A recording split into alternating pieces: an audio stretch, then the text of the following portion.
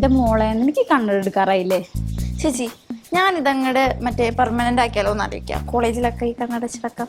അതിന്റെ ആവശ്യമില്ല. ഇല്ലല്ലേ? കഴിക്കാൻ എന്തുവാ? പുട്ടുണ്ട്. പുട്ടും ബീഫും ആണോ? ബീഫ്. ചിക്കൻ ഉണ്ടോ? ചിക്കനോ? ഒരു മുട്ടയെങ്കിലും ഉണ്ടോ? മുട്ടയോ? ആ മറ്റേ കോഴിൻ്റെ ഉള്ളിൽ നിന്ന് സാധനം. എനിക്ക് നോൺ വെജ് കഴിക്കാൻ ഒരു ഭയങ്കര കൊതി. എന്റെ മുത്തണ്ണ നിങ്ങൾ തന്നെയാണ് ഈ പറയുന്നേ? ഞാൻ തന്നെയാണ്. എവിടെ നിന്നില്ല എനിക്ക് 2 മുട്ടയെങ്കിലും ഒപ്പിച്ചായോ? നിങ്ങളുടെ അച്ഛന്റെ കാര്യം അറിയില്ലേ? ഇവിടുന്ന് എന്തൊക്കെയാ ശോഭനയോടും നിങ്ങളുടെ നൻപനോടൊക്കെ പറഞ്ഞോണ്ടിരുന്നത്?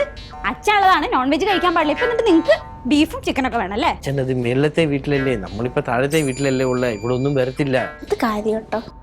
നീ അധികം ഉണ്ടണ്ട കേട്ടാ. ഞാനൊരു കാര്യം ചെയ്യട്ടെ, ഷോപ്പിനോട് പോയോണ്ട് 2 മുട്ട മേടിച്ചോണ്ട് വരട്ടെ. ആ ചേച്ചിയേ മുത്തണ്ണ കൈവിട്ട് പോണേട്ടാ. ആദ്യം നിങ്ങൾ ശോഭനയുടെ കാര്യം ഇവിടെ മിണ്ടണ്ട കേട്ടാ. നീ ഇവിടെ കിട്ടത്തുമില്ല. ഞാൻ ചിലപ്പോ ആ കൊച്ചു മേടിച്ചു വെച്ചിട്ടുണ്ടായിരിക്കും. ഞാൻ പോയി ചോദിക്കാം. നിങ്ങൾ നന്നാവില്ല കേട്ടല്ലോ.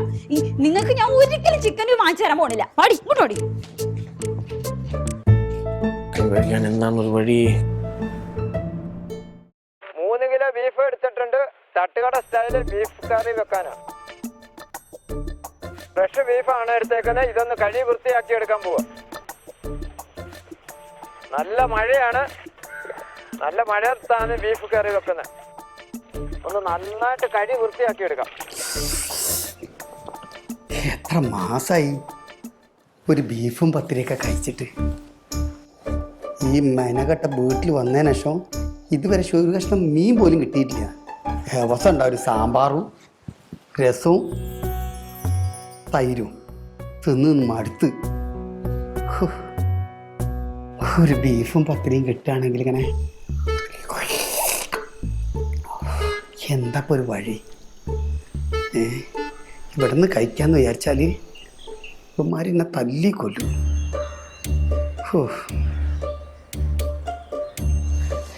വേറൊരു വഴി എന്തെങ്കിലും നോക്കിയാലോ, പുറത്ത് പോയിട്ട് കഴിച്ചാലോ?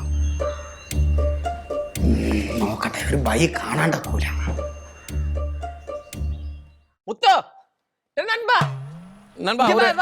അർജന്റ് വേല ഇങ്ങോട്ട് വാടാ തമിഴാ വാ. എടാ എനിക്കൊരു മുഖ്യമായ വേലയുണ്ട്. അതിന് മുഖ്യമായ വേല ഇങ്ങോട്ട് വാ. നീ ആരാ നോക്കുന്നേ? ഒന്നുമില്ല വാ. കേറി. അവള് നാട്ടിൽ പോയിട്ടിരിക്കുക. ഇങ്ങനൊരു ദിവസം കിട്ടുമെന്ന് എനിക്ക് അറിയത്ത് പോലുമായിരുന്നു. നിനക്ക് ഓർമ്മയുണ്ടോ പണ്ടത്തെ കാര്യമൊക്കെ? നമുക്കിതൊക്കെ നാളെ സംസാരിക്കാം. എനിക്ക് പോയിട്ട് വരാം.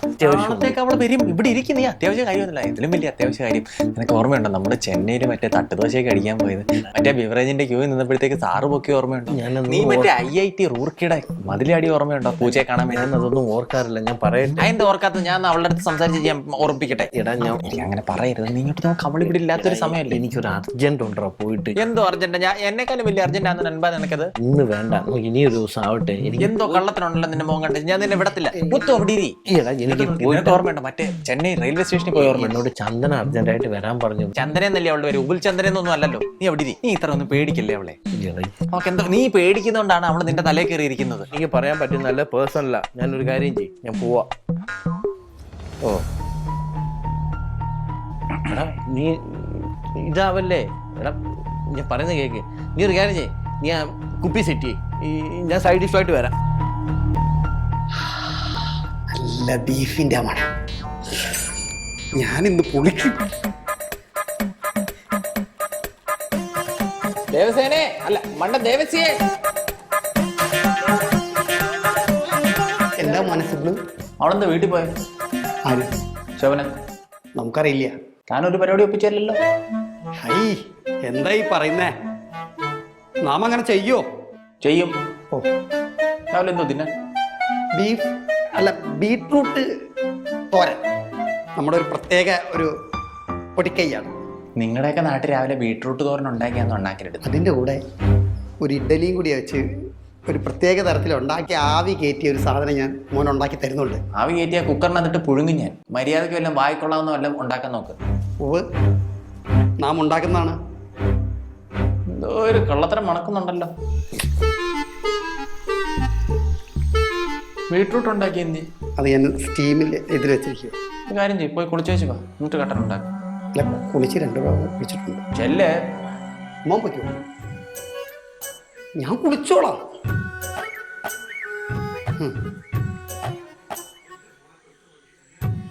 അവൻ്റെ ഒരു കുളി, എൻ്റെ കുളി ദേവതേ എന്നോട് ക്ഷമിക്കണേ. അവൻ്റെ ഒരു കട്ടായി ഉണ്ടാക്കി കൊടുക്കാൻ ഞാൻ ഒരു അവസാനത്തെ ഒരു കട്ടായി.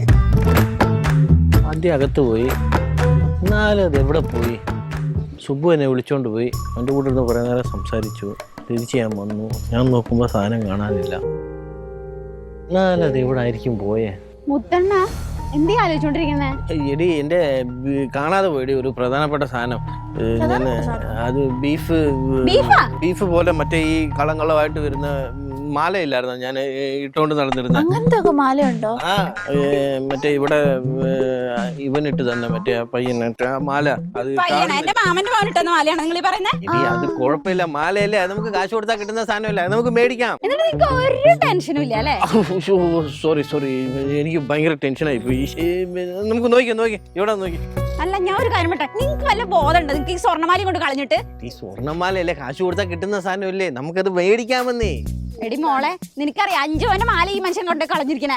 5 പവന്റെ മാലയല്ലേ, ഇവങ്ങും പോയിട്ടില്ലല്ലോ, ഇവിടെ കണ്ടല്ലേ ഉള്ളത്. 5 പവന്റെ മാല നിങ്ങൾ കൊണ്ട് കളഞ്ഞിരിക്കുന്നത്. ഇയാൾക്ക് ബോധമില്ല. വന്നേ നമുക്ക് പോയി നോക്കിട്ടരാ. നീ ഇങ്ങോട്ട് വന്നേ. കണ്ടാളാത്ത എന്നെ വിളിച്ചോണ്ട് പോണ്ട.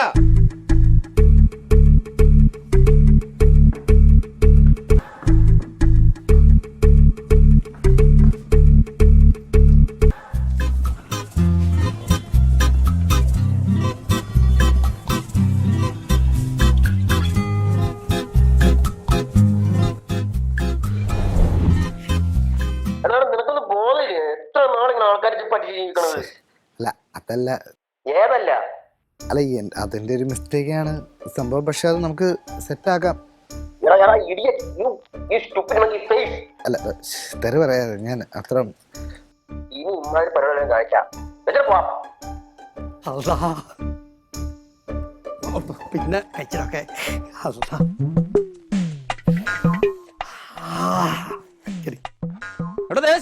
അല്ലോ എന്റെ ഒരു വിദ്യ ഓർത്തു.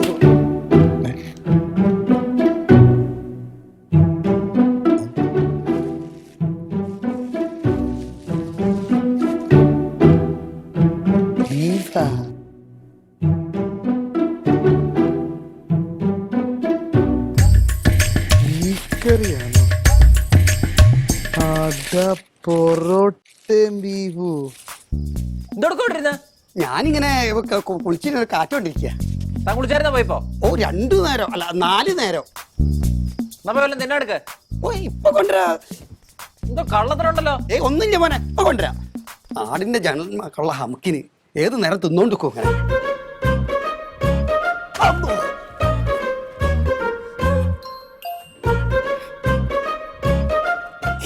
ഈ ബീരാൻ വിചാരിച്ചാല് കഴിക്കണം എന്ന് വിചാരിച്ചാല് കഴിക്കും.